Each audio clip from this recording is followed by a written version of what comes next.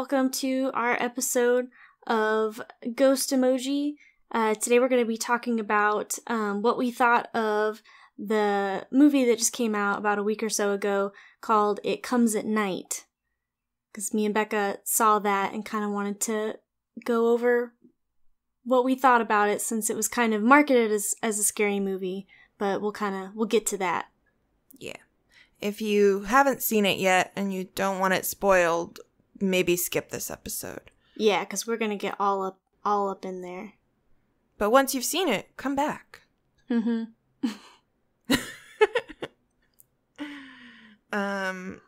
It was directed by Trey Edward Schultz, and it stars Joel Edgerton, Christopher Abbott, Carmen Ejogo, Kelvin Harrison Jr., and Riley Keough. Mm-hmm. And I think this is Trey Edward Schultz, his second movie that he's done. So I know that was kind of a big deal that this was his second film. I think the first one was one called Krisha. I don't know if it was pronounced Krisha or Krisha, which it wasn't a scary movie. It was a suspenseful movie about a family reunion, kind of estranged aunt coming back and people being kind of not weird about it, but I didn't see it, but it looked very stressful, which I guess that's a genre he likes. He likes stuff that is stressful. So. I would definitely agree with that based on It Comes at Night. Yeah. This one was kind of, we debated whether we were going to cover it or not because we both had a lot of feelings about it, but I mean, it was marketed, I feel as a scary movie, and it does deal with unpleasantness, to say the least, and, kind of scary situations, but I feel it was more of a suspense movie. It had potential to kind of go down the horror road, but there was some parts about it that kind of, they strayed away from that, and I feel it kind of kept it from being fully a horror movie, but I think people who like horror are drawn to it because of the way all the trailers and stuff kind of portrayed it. Yeah, it's categorized as a psychological horror film, which, I mean, it had elements of horror, but ultimately, I think part of the reason why I ended up feeling so, I don't know about it, is because the genres that it was tapping into and that it was just, the way it ended didn't feel like a horror movie ending necessarily, and I don't know, I feel I don't know, honestly, walking out of the theater, I had trouble reconciling, was that a horror film or was it just horrifying suspense? yeah So I guess we should probably do a quick synopsis of it, kind of just if people have seen it, I'm sure they know what it's about, but it's basically, it takes place in kind of a post-apocalyptic, some kind of virus or illness has, I'm guessing wiped out a lot of the human population. This family is living in a, kind of isolated, not quite a cabin. I mean, it looks really big from the outside, and I couldn't tell if that was the house they had always lived in or if it was a house they had found.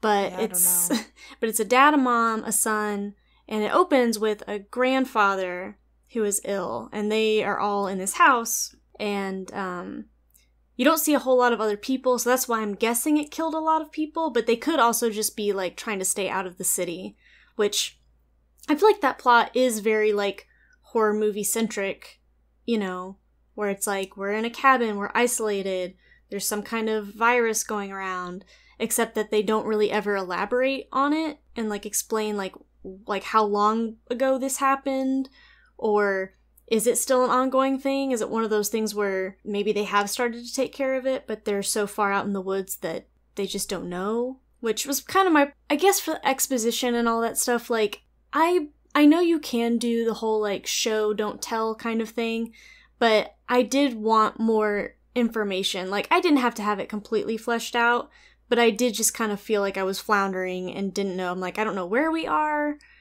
I don't know, like, how long ago this happened. Like, the son, Travis, you know, he's like did he say he was 16 or 17? Or he was about to turn 17? I think he was about to turn 17. So, but I'm like, you know, did he live most of his, like, childhood in a normal time and now this is happening? Or is this something that happened, like, you know, 5 or 6 years ago, you know, when he was kind of just starting to, like, come of age? And this is all he's known, which I feel like would have been nice to sort of inform us, like, on his personality and what he was like. Because he's kind of, I think, who we're supposed to be seeing the stories, like, his point of view. But I feel like you don't really get to know what his personality is like, other than just, like, he's kind of quiet and introspective. And I'm like, is that how he was before? Or is that because of this big traumatic, like, I live in a world where people are constantly dying, and my dad had to shoot my grandpa in the head because he was sick. And then we lit his body on fire, and that's like the first 5 minutes of the movie. Yeah, I mean, you know he loves his dog, which... but I don't know, you don't really feel like you know them, which I know in a lot of horror movies they don't have a ton of, like, character development or anything, but still, since it's such a kind of intimate... Since there's such a small cast, you'd think that you would get to know the main character that you're seeing his perspective the most. You'd get to know him better, but I don't know.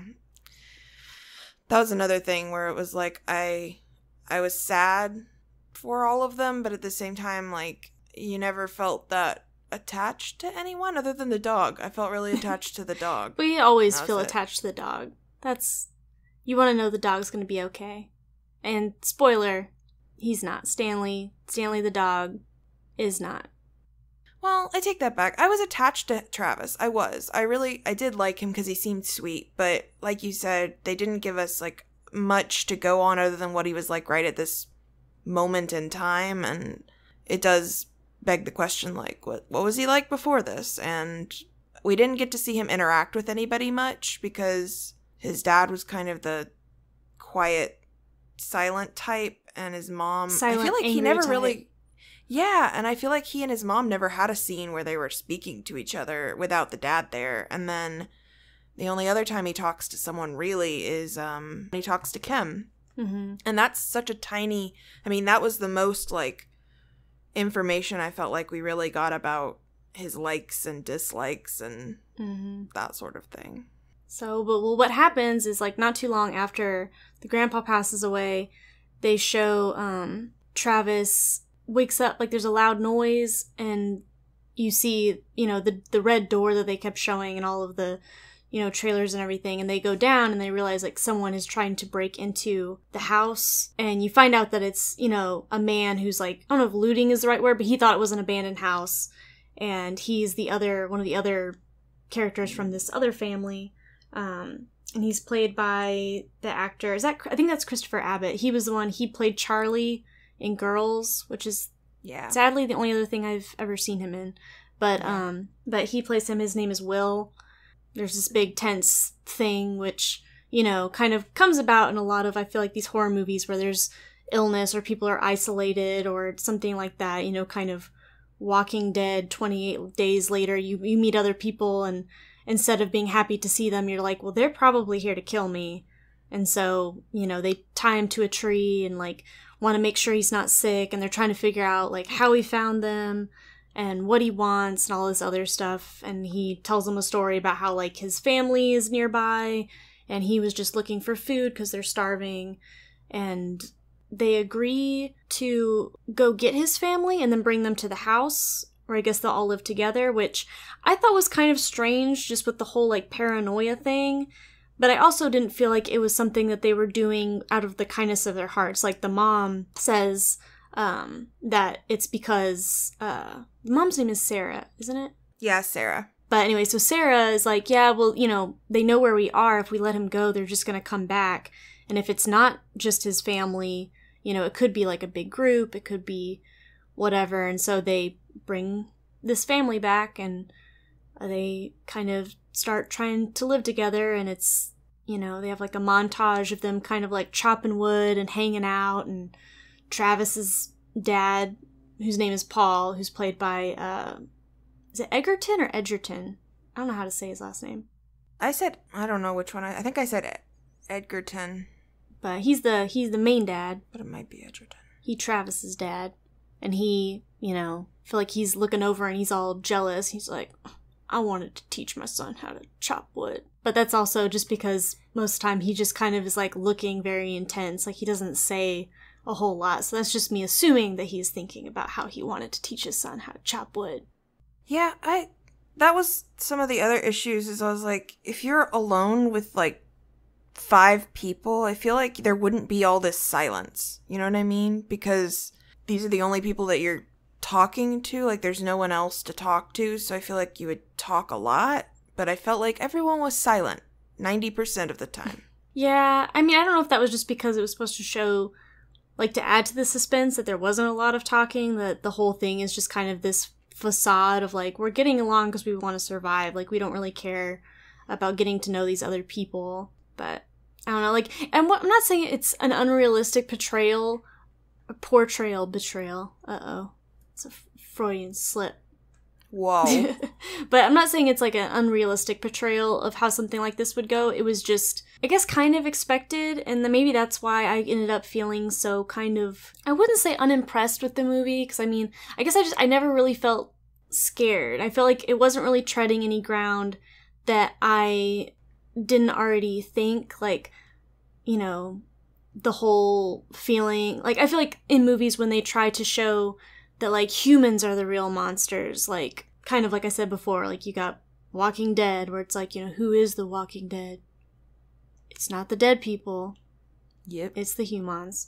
Which I was reading, because I felt bad about, like, not liking the movie as much as I thought I would, after having a lot of people who, I guess, know something about film or whatever, like, just talking about how it was amazing. I was trying to, like, read interviews and, stuff like that to be like, well, what am I, like, missing? Is there something else that I'm not getting from it?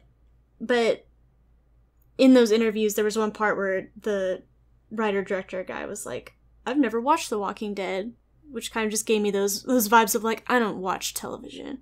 I don't have a TV. And I'm like, what? I don't own a TV. I love TV. But I just kind of, I feel like that's something that's kind of been tread before. Like in 28 Days Later, when, the zombies are pretty scary, but guess who's even worse is the soldier guys that want to trap you and use you for breeding at the end. Yep. Like, that's the kind of thing where I was like, okay, like, I mean, I kind of figured it was going to end up bad and hopeless, and surprise, surprise, it does. It all ends up bad. I mean, it surprised me that it wasn't actually the couple that they brought in with their child that, like, ended up being the bad people. I was, not hugely surprised, because I felt like Sarah and Paul were both very, incredibly paranoid, which is understandable. But at the same time, I didn't think they were, like, capable of that necessarily. Mm-hmm. Well, what happens I don't know why I feel like I need to, like, recap it, because I figure if people are listening to this, they've probably heard it. They might not have. They may just want to, how many times have I listened or read something just to find out the whole plot, whether it's, like, worth watching or not. Well, then sometimes it's good, because then you'll know what's in it, which this movie, it's not like it wasn't particularly gory or anything, considering, the subject matter. Like, there's a couple of ooey gooey parts where, like, because when you get sick, you get, like, these, like, pustules on your skin, and the main character Travis keeps having, like, these nightmares of, like, people with, like, the, like, black ichor goo kind of, like, coming out of their mouths and stuff. So that part was very, like, seeing, like, a still from, like, Resident Evil 7 or something.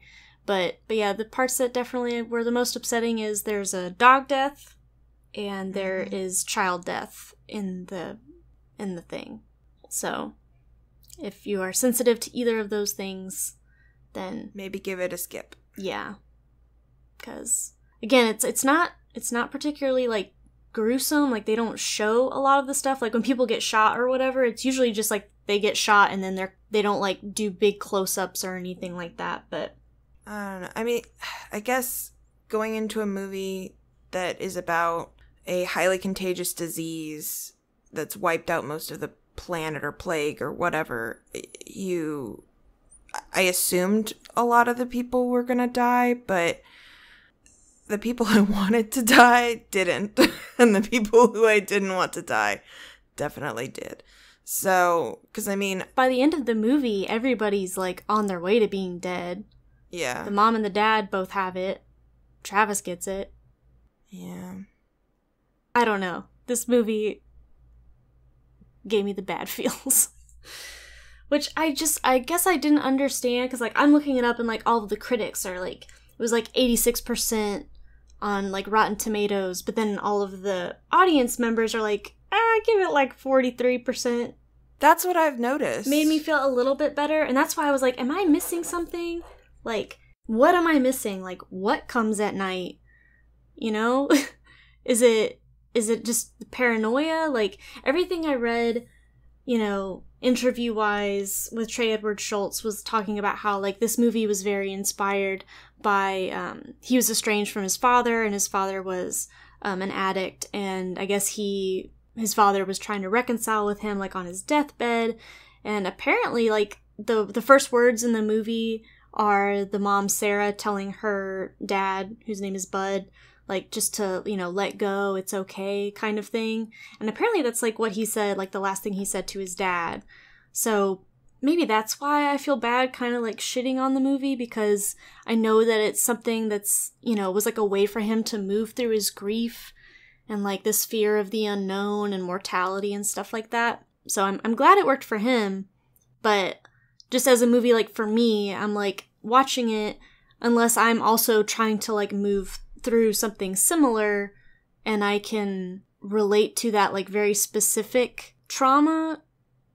It just felt, like, super hopeless and, like, nothing, and that's just boring to me, I guess. Like, I get it, the world sucks, people suck, they will bring you in and then they will shoot you and kill your child, sort of thing. So it just, I wish they had done more of, like, the paranormal thing, because I'm all about stuff that's, like, real life scary, you know, shitty human beings and that kind of being a good twist. But it's already, I think it's really hard to do it in a new way.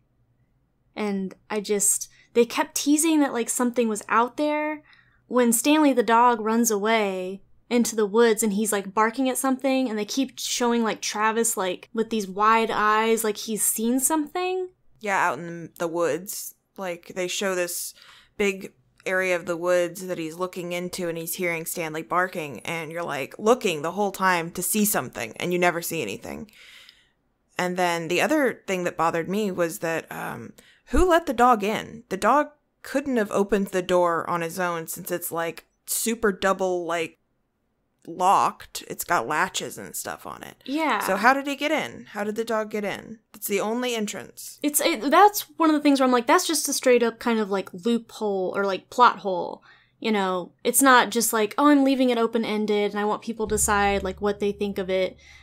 That one's just, the dog ran away and they're like, we're gonna go back. We don't want to go chase it. We don't know what's out there. And then, you know, like, a day or two later, the main character, Travis, hears something behind, because there's the red door and then kind of like a mudroom type area, and then another door that leads to the outside that's, you know, they make a big deal about how it's always double bolted and locked, and, you know, only the dad, Paul, has a key, and somehow the dog gets in, and I guess they try to make it seem, and the dog is sick, and so that's how this contagion, like, gets into their house and starts, like, extra big paranoia. I mean, even if they try to blame it on, like, the little kid from the other couple sleepwalking, like, he doesn't have the key. So, I don't know. I was reading something, because Travis keeps having these very, like, vivid dreams of, like, his grandfather, and he kind of has, like, a crush, I guess, on the Kim from the other couple, which also kind of made me feel uncomfortable. I don't know why. I guess I know why, but he like, has dreams about her, like, kissing him, but then, like, spitting up the black goo on him. And I was reading where someone was talking about how, because we know so little about this virus, illness, whatever. They were like, what if that's part of it? Like, what if he was actually sick the whole time? Like, he already had it, and that was just a manifestation of it. But I feel like then, like, they talk about how fast the grandpa turned. Yeah. It was an interesting idea, but again, I was like, you can try and add this kind of element to it, but I don't think it's gonna work. Mm-mm.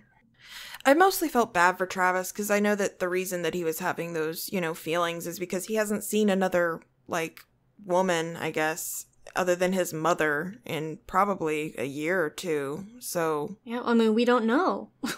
That's the other thing is we don't know. So I mostly felt bad for him though, because I mean, 17, your hormones are pretty intense normally, and being all by yourself and only with your parents, I imagine, would be a little weird to try and go through puberty or be going through puberty. Maybe I was just being, like, overly sensitive to it. I guess I just kind of felt, and I might be, like, not out of line, I guess, but the whole, like, young black boy having a crush on, like, an older white woman, and them kind of framing it as him, like, listening to them, like, through the wall and stuff, kind of, I don't know, I feel like they were portraying him kind of as a little bit creepy.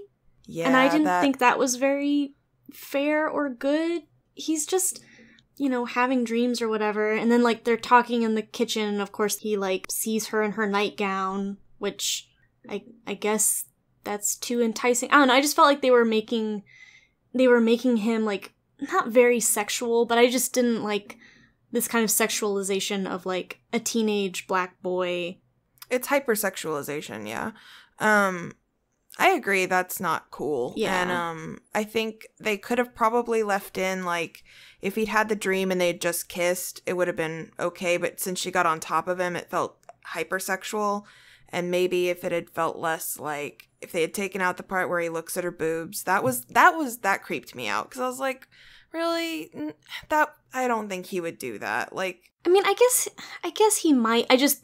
I felt uncomfortable about it. And I'm not, like, a prude. I know by 16 and 17, most boys are definitely probably, looking at other people and getting sexual feelings and stuff like that. And, I mean, this is an extreme situation where he's, like, in a cabin with just his parents, so he might be a little rambunctious, but it just kind of, I thought the dynamic was weird, and I felt uncomfortable with that part. Yeah, that's understandable. That was the actress who plays Kim. She looked so familiar, and I couldn't place it, but she's the redheaded wife in Mad Max Fury Road. Oh my god, you're right. Oh, I was looking up her IMDb. I was like, oh, that's you. I didn't recognize you without your, like, giant, long red hair. Just your regular red hair. Also a note, they had, what's it called? This other family that comes in. Part of, like, what they kind of offer is they're like, well, we've got goats and animals and stuff that we're, living with, so we could, bring them with us. And one of the goats is actually the goat that played Black Phillip in The Witch. He's a star. I'm gonna be a star. He's a star. He's a fancy Hollywood goat. I would have never known that if I hadn't seen an article about it. But when I did, I was like, oh, Black Phillip, you a bad boy. Oh, it was bad. That's good. It was bad. I like that. God, I have to stop. Bad. But yeah, the whole kind of, like, they didn't really go wholly in on the paranormal thing, but then kind of kept alluding to it. I don't know. I know some people are like, I like when it doesn't actually end up being something paranormal, that it's just, like, that intense human fear and, like, what it does to people. But it was in there, so, like, I just wanted to know what was in the woods, because they kept showing him looking out and, like, having dreams about it. And then after Stanley dies and he's, like, really upset, or is it after he dies or just after he runs away? But there's one point where Travis is, like, drawing, and, his dad comes in to talk to him. Even though he doesn't say very much, he basically comes in and is like, hey, sorry about Stanley. Good talk. And then leaves. He comes in to tell him that they're going to go look for him in the morning, but he did have a purpose. But yeah, it did feel very like, man, you guys don't. But what he's drawing is, like, these, like, kind of like black, like, figure, like humanoid, like, figures. And I'm like, he's not, this is kind of a trope I feel like they use for, like, little kids being like, oh, what you drawing? And being like, oh, this is the bad man that lives in my closet. Or, this is my imaginary friends. He doesn't like you. Where, here's this, 16, 17-year-old boy just, not talking to his dad while, furiously coloring in this scary humanoid figure. And I'm like, what is it? Did he see that somewhere? Is it, I don't know. I don't know what it would have been if it had been something, because, virus is pretty cut and dry, science, bad epidemic, whatever. So I guess it wouldn't have really tied back in to make it to where it's this monster made everyone sick. The monster was inside you all along. I don't know. I mean, It Follows is technically about a paranormal virus that you can give to another person, and then it follows you around until it kills you, and then it kills everyone. And yeah. But that one, was it a virus, or was it more like a curse type thing? I think it was more like a curse, but I mean, what's the difference, really? Same thing. I just wanted them to go spooky Mulder on me all the way and show me something scary and paranormal, and instead they tricked me and made my agoraphobia worse. So to that I say, no thanks. It's a beautiful movie, the lighting is very good. The acting is great. Yeah, I mean, that's where, there's so many things about it that I like. I want to like it. And the fact that, I've been thinking about it as much as I have, I'm maybe he, kind of accomplished what he wanted to do, where he's I want people to walk out and think about it. Because, I mean, I don't think Schultz had any misconceptions that some people were going to leave and be what's the point? Why did I even watch that? Because I know at the end, we saw it the Friday it came out. The credits start rolling, and the whole theater was just kind of what? Yeah, people audibly go, huh? And what?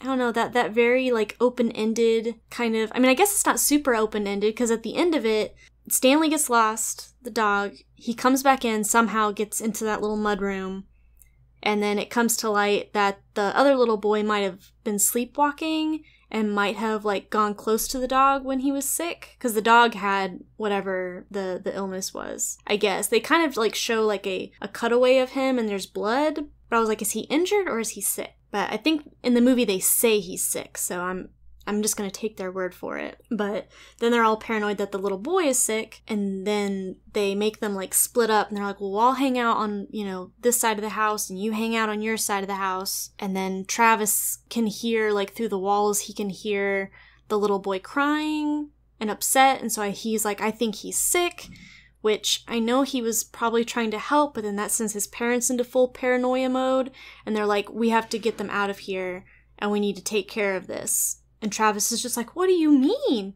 What do you mean take care of they're sick, let's just let them leave. And they're no, they know where we are, they'll come back. And I'm dude, if their boy is sick and they're cuddling him and trying to comfort him, they've got it and they're dead. There's no reason for this. Which, maybe that is kind of a horror movie. Yep. Where you're watching and you're don't do that.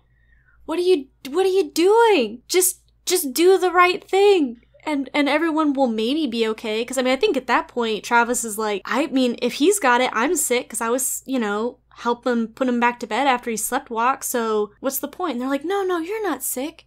You're not sick. You're our good, not sick boy. And then they try to make them leave with, guns on them. And so, of course, it goes badly, and they, try to run away. And the mom, I think, shoots Will as he's running away. And then the dad grabs the gun from her and shoots. Mm-hmm. He shoots at Kim, and I cannot remember their little boy's name.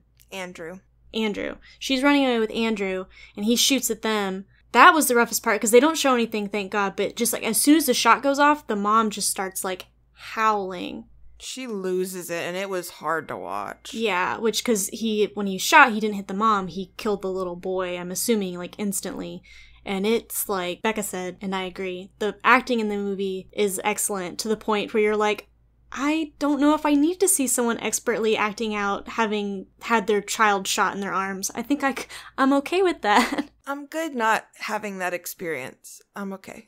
And so, then he shoots the mom because she's basically screaming at him to kill her because they just killed her whole family and her son and everything. And then it just, shows them all being real upset. And then shows Travis waking up and he's got welts and stuff. and the mom giving him the same kind of speech where it's like, it's okay to let go. And then like the finishing shot is the mom and dad, Paul and Sarah, sitting at a table. They both I think are, from what I read, they were sick. I wasn't totally clear when we saw it, because the mom looked like she was sick. The dad still looked like he was just kind of beat up from the altercation. But from what I read, like, they are both sick, which this thing has like 100% fatality rate. And then that's the end of the movie. Like, great job. Everyone's dead. I agree. Like, there were lots of things about the movie that I liked. Like, actually, in general, I enjoyed the movie. It wasn't until the end when they murdered Will, Kim, and Andrew that I really, and Travis dying was like, I was just like, why did you make me sit through an hour and a half just to punish me? Like, I just... Well, that's the thing, is I'm sure he doesn't mean it as like a punishment to people who watch it. But it felt like one. If that's not like what you need, then maybe it's just for someone else. I don't know, because there were people who like, I love It Follows, and I know there are people who thought the ending of that was very stupid, but for me, like, watching, I was like, this movie is important to me and has a lot of themes and messages, and it's beautiful, and it helped me kind of, like, deal with whatever. So maybe there's just people out there where this movie will help them, and we are not those people because we don't need it, I guess.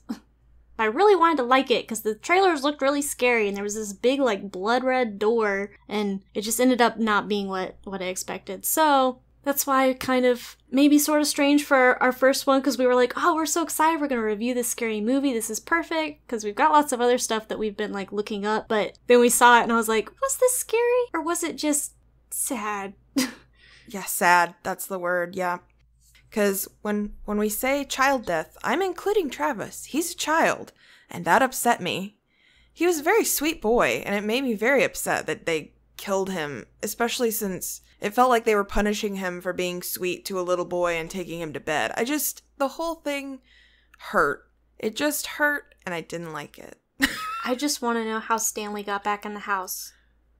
That too. Because in the interviews I read, he was very, like, the ending is what it is. I'm not going to explain, like, some deeper meaning or elaborate on the world or what happened. And I'm like, okay, I can live with that.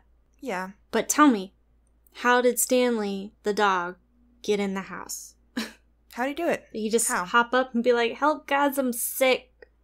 Riddle me that. Because that's like the whole catalyst of, like, the end part of the movie and everything going to shit is him getting in the house. Yep. So how'd he do it? How'd that dog get in there? Tell me that. Trey Edward Schultz. Best of luck to you. I'm proud of what you've done at such a young age, but I don't get it. And how'd Stanley get in? Love, Taylor. And Becca. Becca sends her love also. Yes. R.I.P. Stanley. And Travis. And Andrew. And everybody. Just all of them. Yep. Whole cast dead.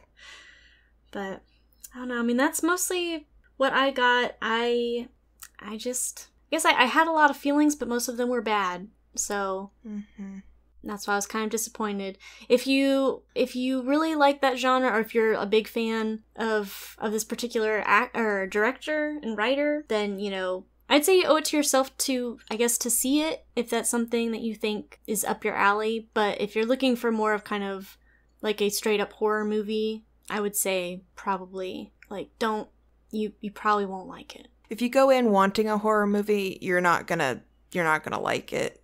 But if you go in understanding that it is definitely supposed to create suspense and also intense paranoia, which I guess maybe that's what they were trying to do with showing the trees, is he was trying to just suggest, like, you're supposed to be paranoid about everything. Like, are you seeing a person in the trees? Are you seeing something paranormal in the trees? Are you paranoia around every corner? Which was effective. It was an effective tool, but I wanted it to be paranormal and it wasn't. So I was disappointed. I know.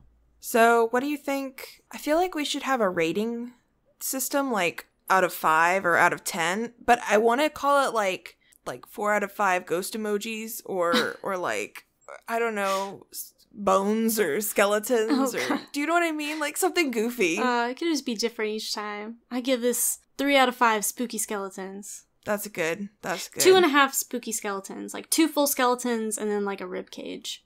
I agree with that. Maybe I'm gonna add in the like upper body, like it's split in half. So rib bones, like arms, and then skull. Scapula. Yeah, so I'm giving it a full like 3/4. So 2 3/4. That's good. I can get behind that. If they had taken out the ending, I think I would have given it 4 spooky skeletons. Then what would they have done? Like, what could they have done different? Because it was already like set up to fail. Like, I don't know why I was so surprised when I was like, everyone's dead. What did you think would happen, Taylor? Did you think everyone was gonna make it? I don't know. I was kind of hoping literally like Travis and the little boy was gonna be like, you're my son now. And they just wander off and find a dog. This is our new life. But no. Or if someone had had like a weird like immunity to it. Yeah. Just alter your expectations. If you're looking for a horror movie, It Comes at Night is not necessarily really a horror movie. If you want like a really suspenseful movie where like you're gonna feel kind of bad, like very nihilistic feels at the end, what's the point? Then It Comes at Night is your jam. Have fun. I just thought about, I don't want to yuck anyone's yums. I don't want to yuck any yums. Anyways. If your kink is hopelessness, then... This is the movie for you. Yeah, you're about to get deep in the paint. It Comes at Night. What Comes at Night? That's going to be the name of this episode. Sadness. I'm trying to think of like what would be a good suggestion for like if I was going to see this movie again and someone stopped me and was like, I think what you're imagining is a movie more like blank. Go watch that instead, because this is not it. But I'm having trouble thinking of like good movies about like paranoia, disease, and all that stuff. You could watch like The Thing. John Carpenter's The Thing, you know? It's got a dog in it. That's true. It does. 20 Days Later is good because it's like zombie, but it is a virus. And it's got an ending you can feel mostly good about. Rosemary's Baby is paranoia, but that's pregnancy, not like disease. Yeah. You could watch The Strain. I'm watching season 3 right now, so I'm just really excited and I want to get back to it. I need to watch season 3. That's something else we should review. I love The Strain. Would love to rewatch all of it like all together because I watch the seasons as soon as they come out on Hulu because I don't have cable, and then just wait for them to come back around. But luckily, I guess not enough people watch it because I never see spoilers for it on the internet. So God bless people who don't watch it and don't hashtag anything about it. Many blessings from Lord Santos. Yeah, Lord Santos bless you. Anyways, what do you think we're going to talk about on our next episode? Well, we've been looking up a couple of things. The 2 that I've done the most and I've gotten the most requests for is stuff about like haunted roads and bridges, especially in Texas because that's where we are. And just when I told people that we were doing this, like everyone was like, oh, you know, cover like Demons Road in Huntsville or like Patterson Road in Houston, which is kind of by like where we grew up. And a couple other ones. I know San Antonio has a couple of them. So I've been looking up those to see kind of what's going on. Got Goatman's Bridge. Mm-hmm, Goatman's Bridge, not Goatman. Goatman. It's Goatman. Excuse you.